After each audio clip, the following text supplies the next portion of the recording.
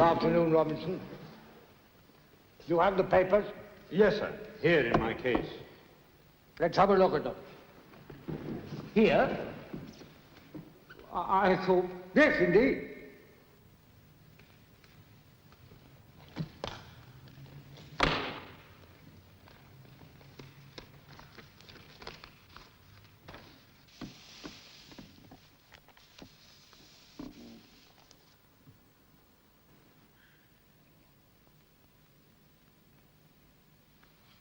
This is the evidence you Manchester cotton men originally intended to set before the Select Committee? Yes, sir. You'll note it's quite hostile to the India Bill. It was sent to Sir Samuel Hall. You're quite certain about this, Mr. Robinson? Yes, sir. At Lord Derby's suggestion. After which you all dined with Sir Samuel at Lord Derby's townhouse? Yes, sir. You knew that Hall had refused to circulate this evidence among the committee until it was changed? Sir Samuel didn't say that at the dinner, not in my hearing at least. But Lord Derby made it plain we would... need not concern ourselves at the moment about who was the monkey and who the organ grinder. But the evidence was changed. Yes, it was. Under pressure and persuasion, is that it? Some of my colleagues were quite flattered by Lord Derby's hospitality and interest. And there's the knighthood that's since been given to... It's difficult to prove that. Was any of your colleagues in correspondence with the India Office, with Sir Samuel Hall? With his deputy, principally, Sir Louis Kershaw. Lord Derby wrote to him as well. On our behalf, he said. The India Office will never release those letters, Winston. If we knock loud enough, every door will open. Civil Service has no doors, only a wall. In that case, we must call upon Joshua to sound his trumpet. Thank you, Mr. Robinson. May I retain these papers that you brought with you this afternoon? Of course. But forgive me, sir.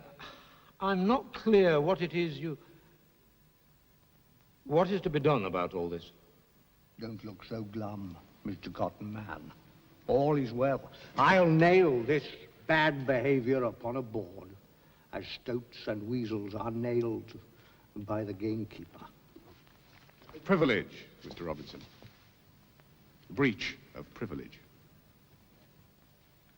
If it shall appear that any person has been tampering with any witness in respect of the evidence to be given in this House or any committee thereof, the same is declared to be a high crime and misdemeanor.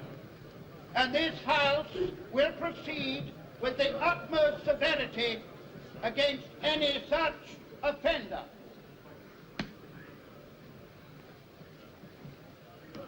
Mr. Churchill. Mr. Speaker, I raise this matter with the greatest reluctance.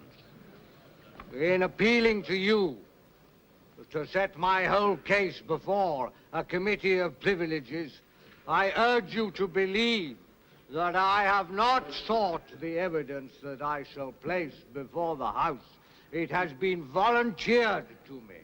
By the Daily Mail, by the gutter press.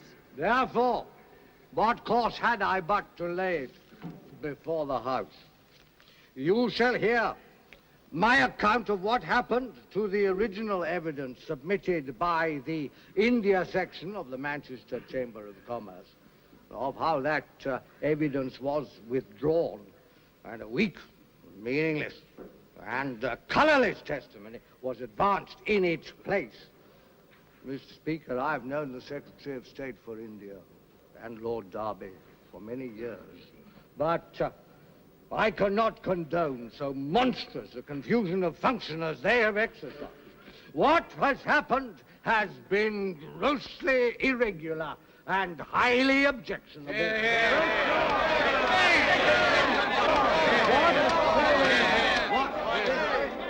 Mr. Speaker, what would be said of a tribunal of judges, one or more of whom, on learning that the evidence they were likely to hear would be inconvenient to the government, sought out those witnesses, invited them to dinner, and induced them to alter that evidence? I give way to the Secretary of State for India. Mr. Speaker, should the House move for a committee of privileges, I shall welcome the opportunity to prove that these charges are untrue. But as merely one example of their wild inaccuracy, may I say that the dinner Lord Derby gave to the Manchester men was held before and not after I first saw their memorandum of evidence. Mr. Speaker, my information is that on May the 5th last year, my right honourable friend wrote to these people, warning them of the evidence they should not give, that on May the 23rd he received that evidence and found it hostile to his advice. He dined with them on June the 27th. Does my right honourable friend dispute this chronology? Answer.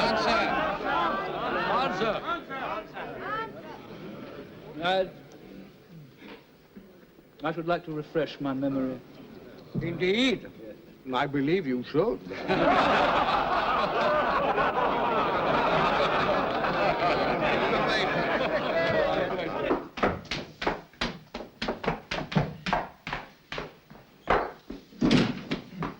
Mama! He's done it! They voted for a committee. I know. You know. The telephone, it hasn't stopped ringing. Everyone wanting to congratulate you. Oh, my dear thing, you look so tired. Hello? There, you see? Yes, one moment, please. Where are you? Come on, let's go now. Yes, of course we shall. God willing, I hope so.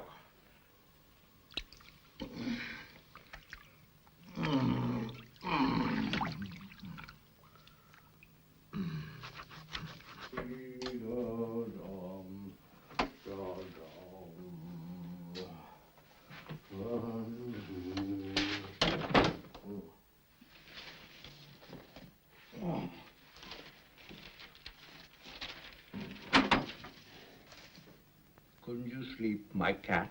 May we please send for the plumber tomorrow? There's nothing wrong with the pipe. It's just that you don't know where to hit it, that's all. May I come and talk to you?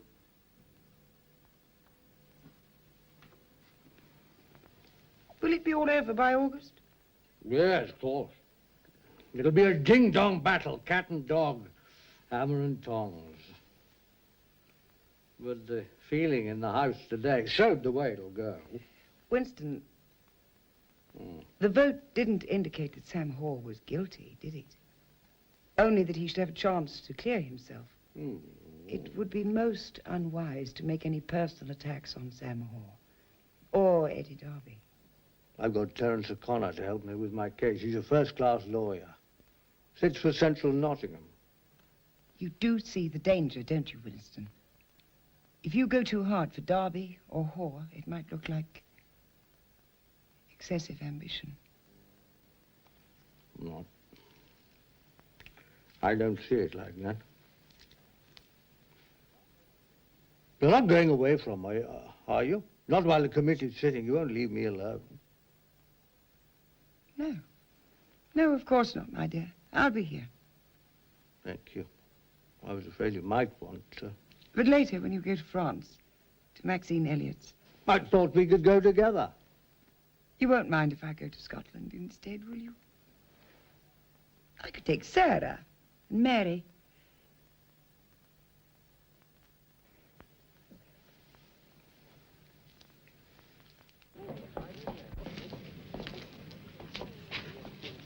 Menace?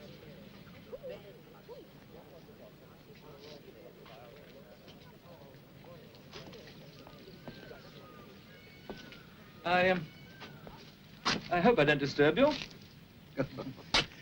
No, I wasn't asleep, Sam. I was just thinking of that exceedingly dull sermon this morning. Now, country parsons tend to believe that a high pulpit is all that's necessary for spiritual uplift. What is it? Oh, well, I just had a telephone call from John Morris. Sits for Salford North. He has a petition that he wants members to sign, condemning Winston's nasty campaign against me. Oh, I was really quite touched. Well, I think he should be dissuaded from that nonsense, don't you? Do sit down, sir. Oh, thank you. Because Winston's not motivated by malice, you know. I can't see that. I hate his filthy tricks.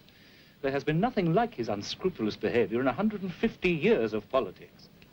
The way he treated me in the House last week, I might have been a traitor arraigned before the Star Chamber. Well, if there's anything that worries you, India Office papers and the like, you would better take advice.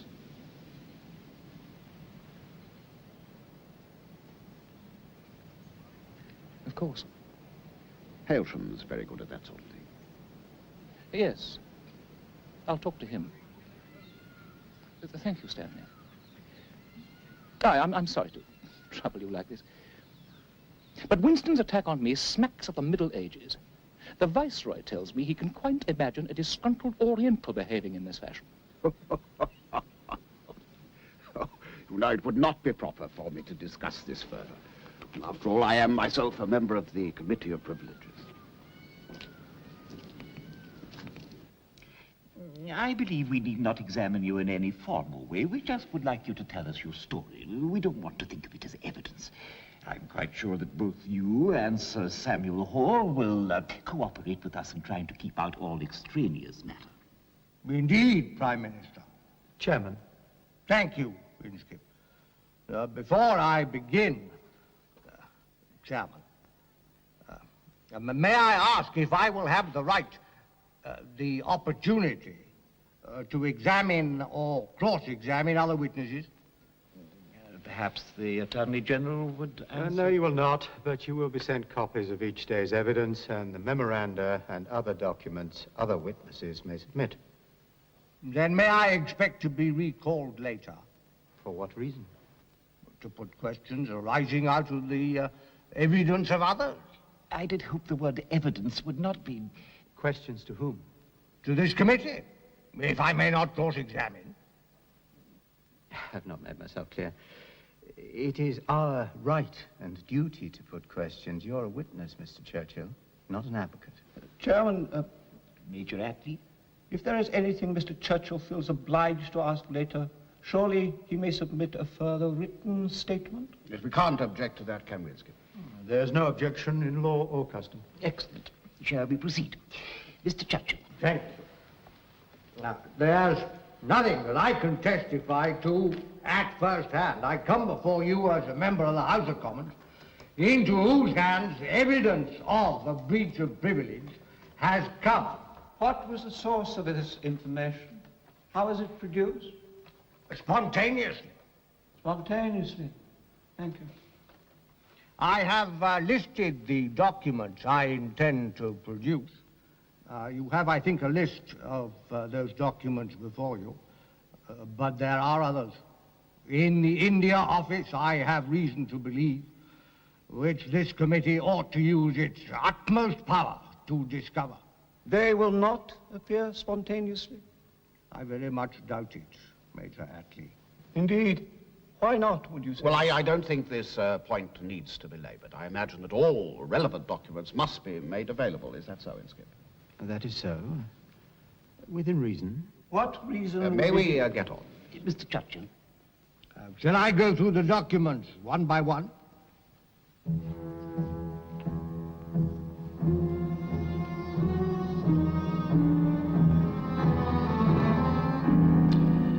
As I see it, Mr. Chairman, these papers prove nothing. All that we've heard is mere allegation. Gentlemen, however it may appear to Sir Thomas Inskip at first sight, detailed examination will show that what you have here is no mere allegation, but proof. Proof which will be double proven by the documents which you will want to call upon from the India office. We have assured you that we shall ask for all the relevant documents and that we shall study them. May we take it now that you have come to the end of your submission? Well, I think this is Does the committee agree that this would be a suitable moment to adjourn for lunch? I must admit that Churchill is submitting a most impressive case against him. It's early days, Prime Minister. We haven't heard Sam Hor's side of it yet. Even so, these India Office papers that Churchill referred to time and again, I confess myself a wee bit uneasy about... We're not obliged to call for them just because Winston insists. He's a great kite flyer. We all know that. Is that what he's doing? No, it's clear from his evidence that there was correspondence between Hoare's office and these Manchester people. Do you agree, Inskip? It's unwise, I think, to have an opinion at this stage. But it would be a pity if the honorable career of a Minister of State were put at risk. If a committee of the House were being used in some personal vendetta. No.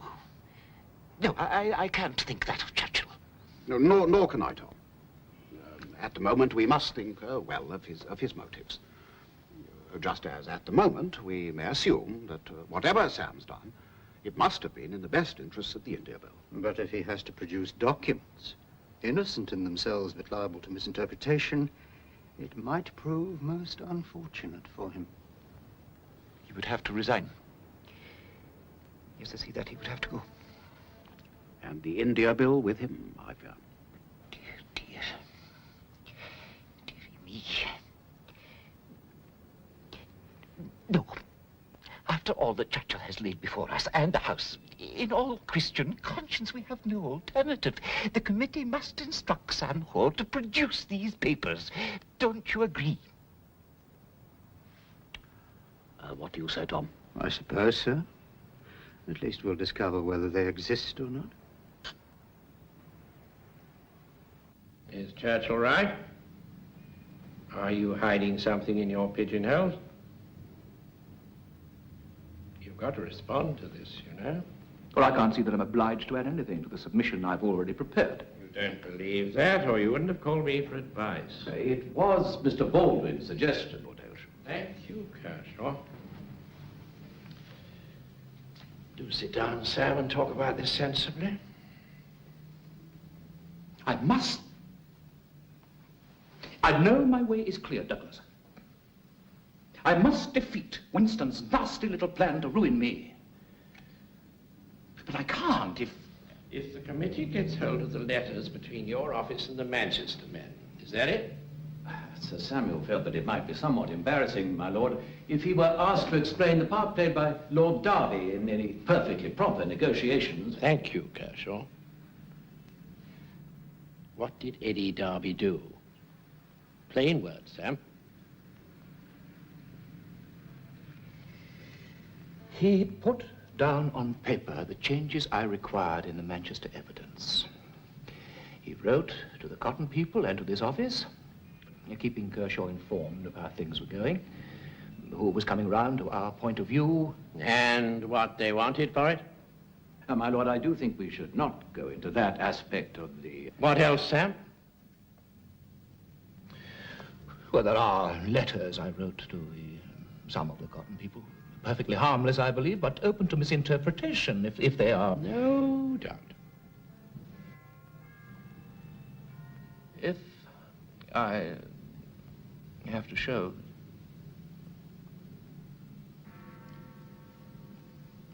If I am obliged to produce... They'd finish you, that's it, isn't it? What do I do? What can I do? So willing, don't you think? I can't. You've no alternative at the moment. Surrender some papers, select those that are ambiguous. Then use your wits to persuade the committee of their propriety.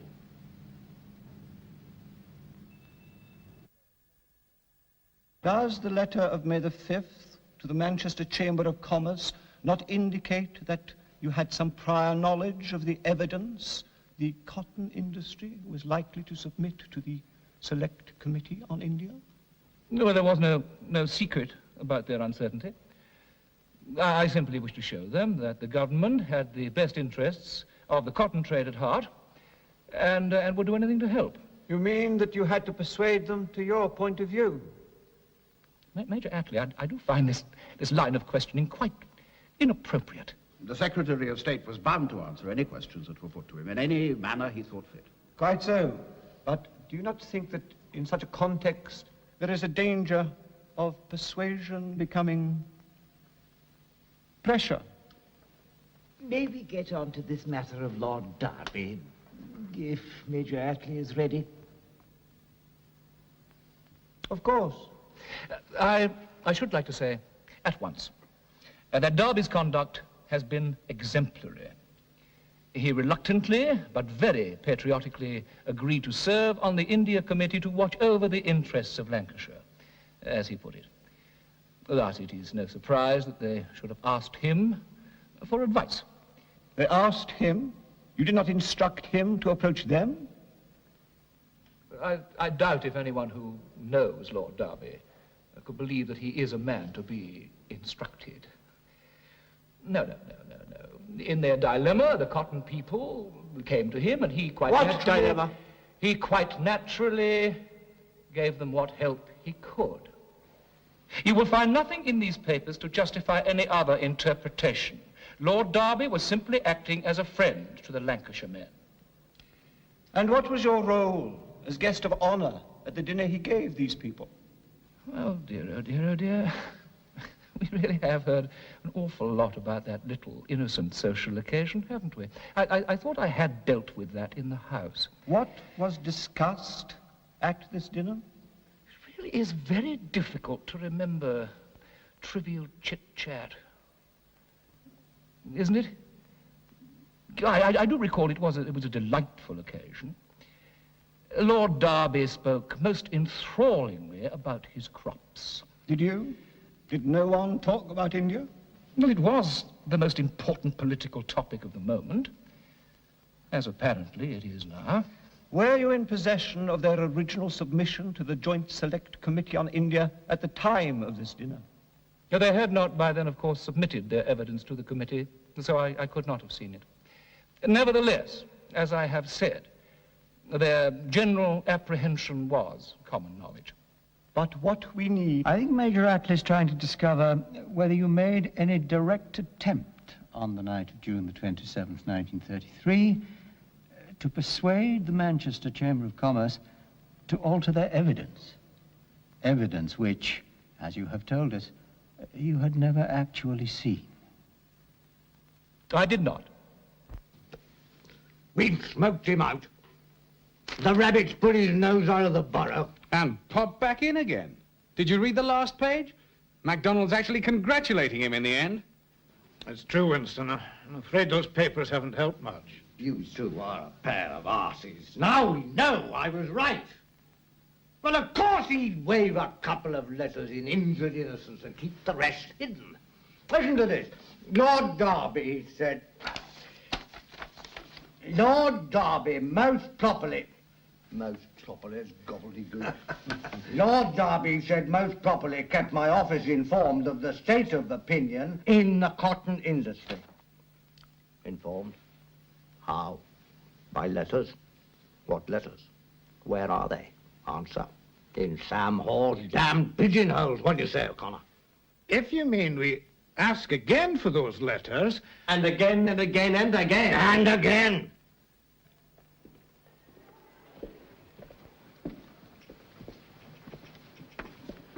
Churchill again.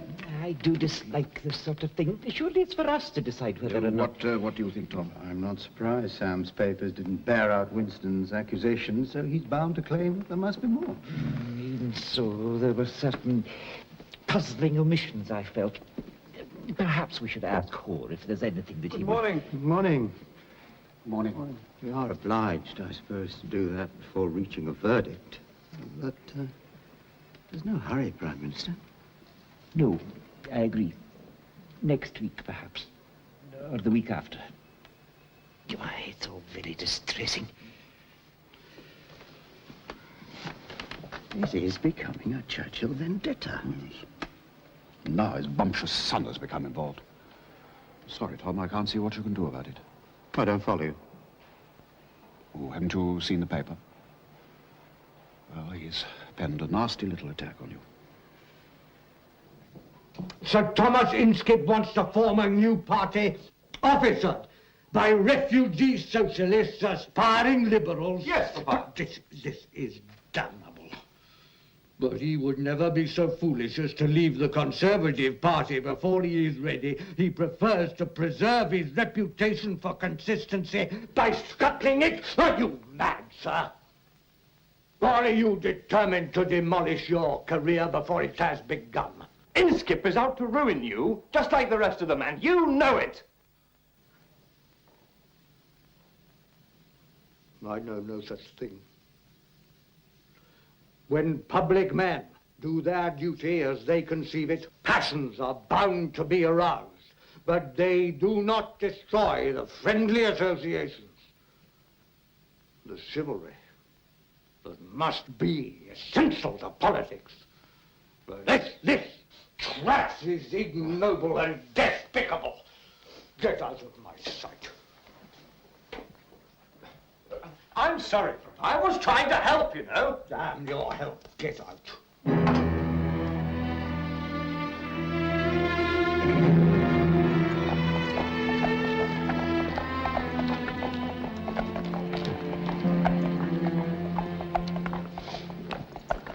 Going well, is it? This wretched committee of yours? So it drags on. They do their best to frustrate me, but I advance my siege work, trench and sap. I prepare my batteries and bombard them with memoranda. Sam Hall must surrender. But with honor, I hope. Yes, with honor. It is good of you, my dear cousin Sonny, to let me have the run of your archives. This is where you truly belong, Winston. Where you were born. All of us were born. Not out there with the rabble.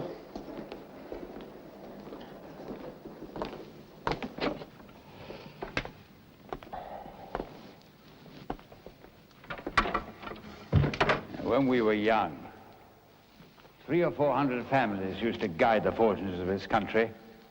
And did it damn well, by and large. Their example remains. I doubt it. I've been a duke for 42 years. And only lately I realized I belong to a system and a society that's all but destroyed itself. Well, take this committee of yours. It's India business. What's it mean but handing over to a lot of people who won't appreciate what we've done for them? The same with this country. But you'd stop that too if you could, wouldn't you? You know, Sonny, sometimes you're a living argument for the reform of the House of Lords. I dare say. But I hope that the age of the common man, if that's what we're getting, means a better England for those people who used to take their lead from us. Huh?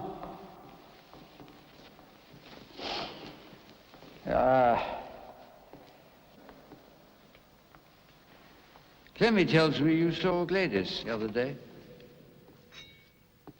At a Mansion House dinner for the war disabled. We said howdy do, and that was that. It's a rum go, isn't it? When a man makes a mess of his second marriage, too. No, perhaps it's because we Churchills tend to marry Americans. Oh, not you, Winston. I envy you and Clemmy. Never a cloud in your skies. I'm sorry about this gloom. I don't seem to be able to shake it off lately. I don't suppose you know. I've got cancer.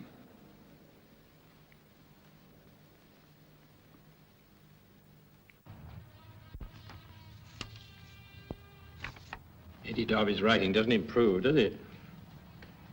These your initials, Churchill?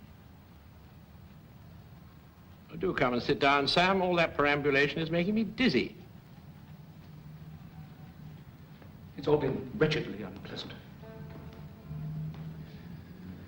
More than once I've asked myself if it's worth going on with public work. You'll be a fool to resign. Might as well burst in on the committee and shout mea culpa. I didn't mean that, Douglas. Waiting outside in that corridor. I felt like a prisoner waiting outside a court at the Old Bailey. You must put up with it once more, I'm afraid. Those Churchills are a frightful brood. I don't know which I think is the most mischievous. Winston or his brat. They fight like cats, I'm told. They only agree on the amount of champagne each of them drinks. No doubt. But the committee isn't examining their behavior, is it? Well, they've demanded to see that lot, and if they do, I think you're scuppered.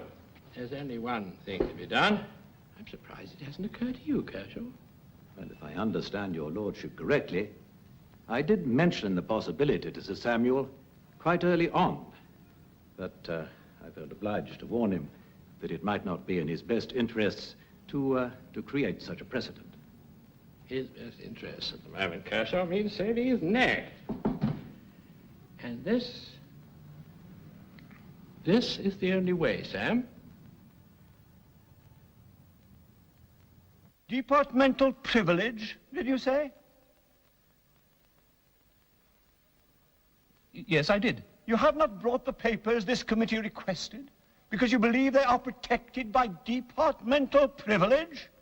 I have been anxious at all times to help the committee. And to that end, I was careful to consult members of my department as to the advisability. Advisability, Sir Samuel? What I am saying, Prime Minister, Chairman, is that where the national interest is at stake, where papers of a confidential nature are involved, and bearing in mind my responsibilities as a minister in your government... You are a servant of the British people, Sir Samuel. Yes, indeed. And it is to the people you may eventually have to answer. Our proceedings are quite confidential, as Major Attlee is aware. A breach of privilege, if proven, would be a matter for the whole House of Commons. So, we must have the details of this further correspondence, if we are to reach a satisfactory conclusion. I have been advised.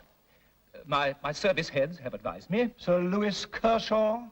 Among others, yes. They have advised me that exposure of further papers on this matter would prove injurious to my office. And besides, they are of no relevance. Need not we be the judge of that? My word as a cabinet minister and a privy councillor ought to be enough. I have suffered greatly since Mr. Churchill first raised this matter, as indeed has Lord Derby. I have always acted according to my conscience and with deep concern for the passage of the India Bill. It is all I cared about. It is of supreme importance, both to us all, to the Empire, and to this nation.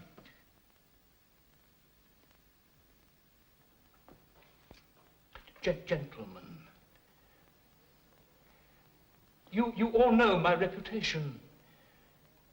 You all know me. You have all known me for many, many years. I am not a crook. I am not. Can anything be done, Tom? Will we have to find against Sam? He's not made things easy for us.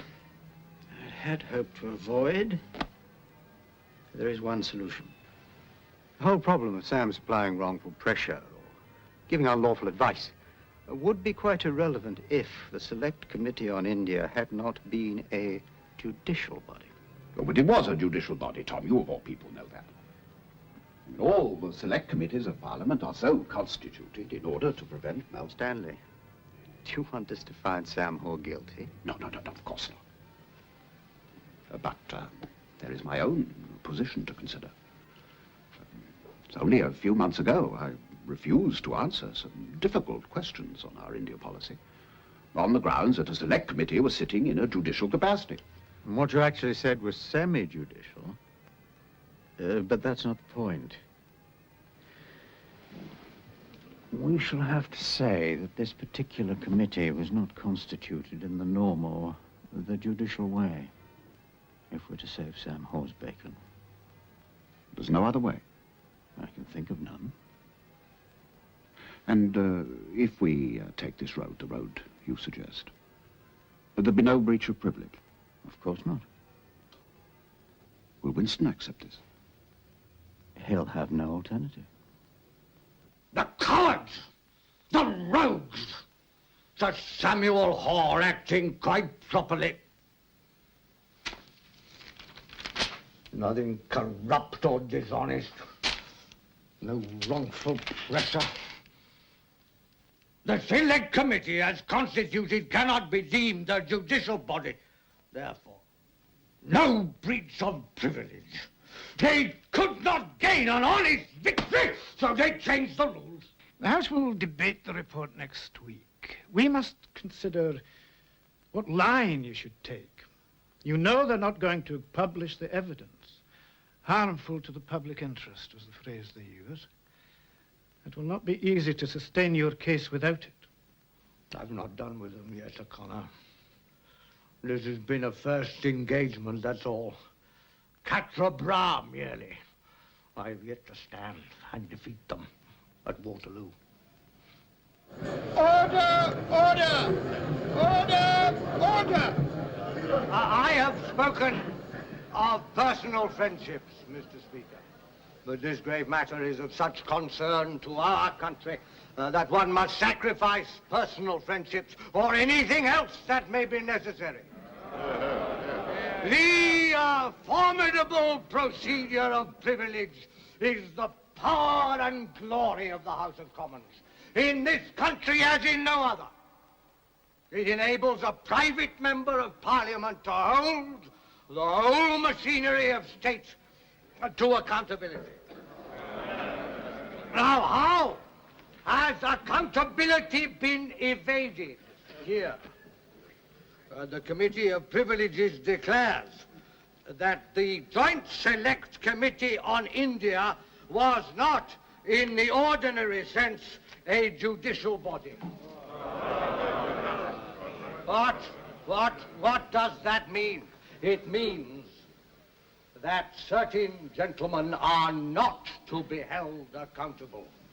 It means that there is a charter for a minister of state, while exercising restraint in public, to do whatever he likes behind the scenes, so long as he marks it private and confidential.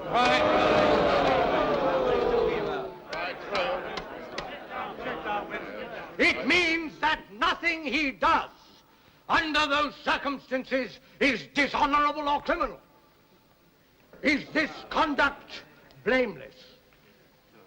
Is it to be approved by the House and accepted by the people who sent us here?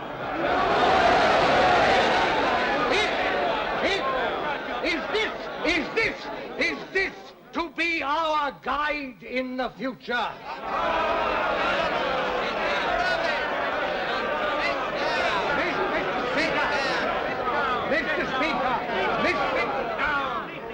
Mr. Speaker, am I not entitled to ask these questions? In another country, I would be sent to a concentration camp and visited by a party of overgrown schoolboys. But here, Mr. Speaker, have I not the right to ask these questions?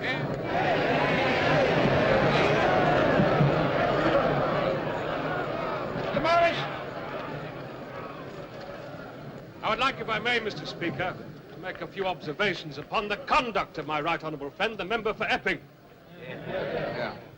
A man who for so many years has been a member of this House, who has occupied so many high positions of state, but who in the course of fighting a losing battle tries for a knockout blow with questionable tactics, raises the question of his fitness to be selected for any responsible post in any future administration.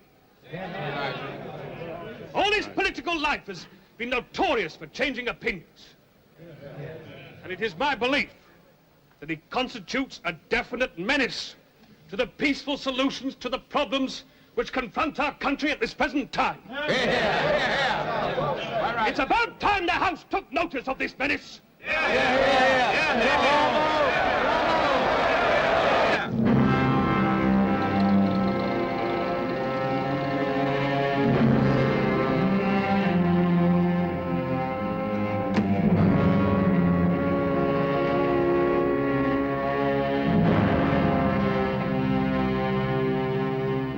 Hello, Regis.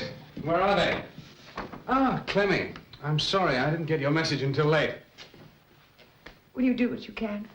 I know he listens to you when he's... No one else, not even Randolph. Of course. I'll do what I can.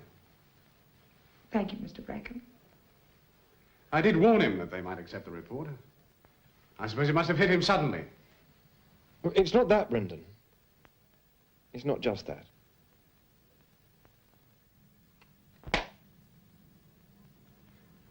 I saw a dog fox as I came here, sitting cheeky as you like in the middle of the road.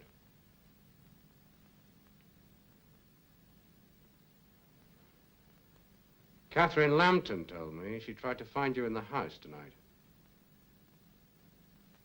She wanted to congratulate you on your courage.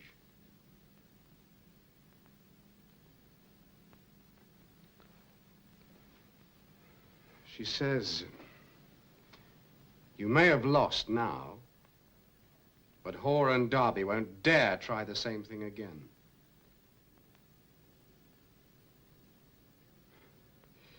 As somebody else said, you stood your ground as nobly as the great Duke. He's dead.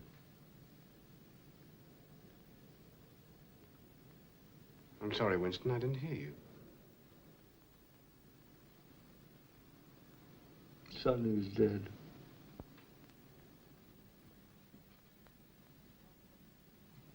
My cousin, Sonny's dead.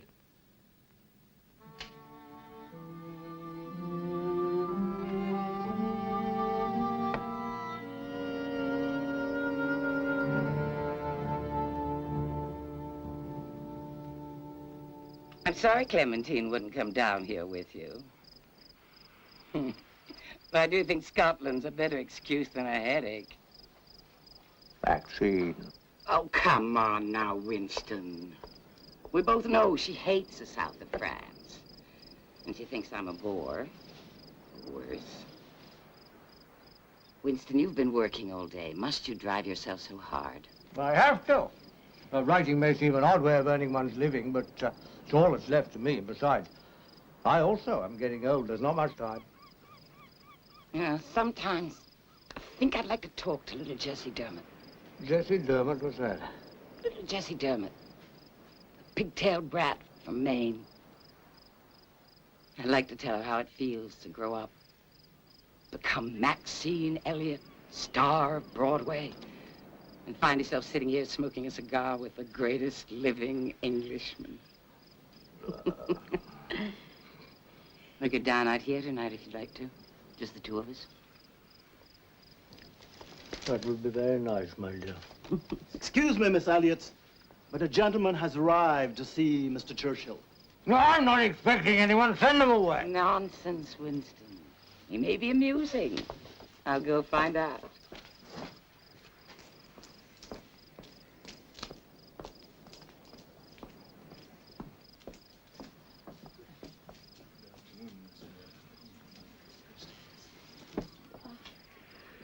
Winston, my dear, Mr. Wigan has come over. Wigram, Miss Elliott.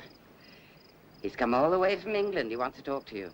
I live in England, Mr. Wigram, but now I am on holiday. I'm very sorry, Mr. Churchill, but I couldn't take the risk. I mean... We've met. Yes, sir. Some years ago. I was first secretary at our embassy in Paris. And now? Head of the Central Department of the Foreign Office. That's why I wanted to... Maxine, no wonder. Would you mind? That's quite all right, Winston, dear. Little Jessie Dermot always knows when to make herself scarce. I can always go put on another layer.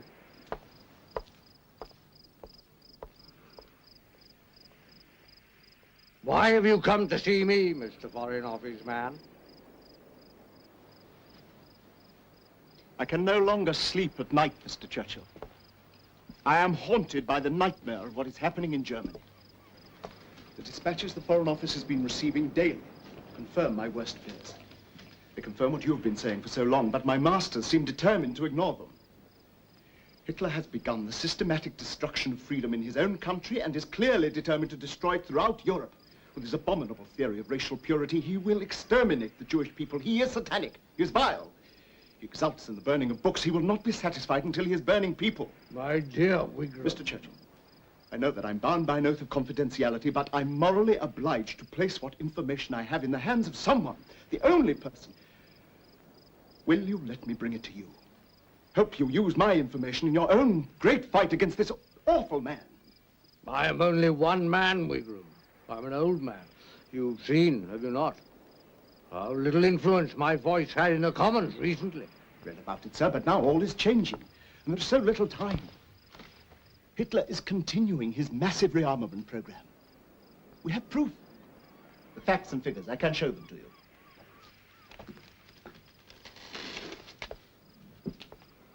Sir, forgive me, but there have been many issues in the past, great issues of democracy into which you have thrown your strength. You say you're old. You say that you've had everything against you in recent days, that you are without office. But, sir, I assure you, people do listen to you. People do need you. Please do not let your courage fail us now.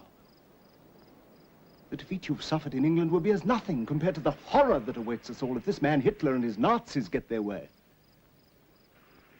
You have always fought to keep freedom alive. Sir, that freedom has never been in greater peril than it is now.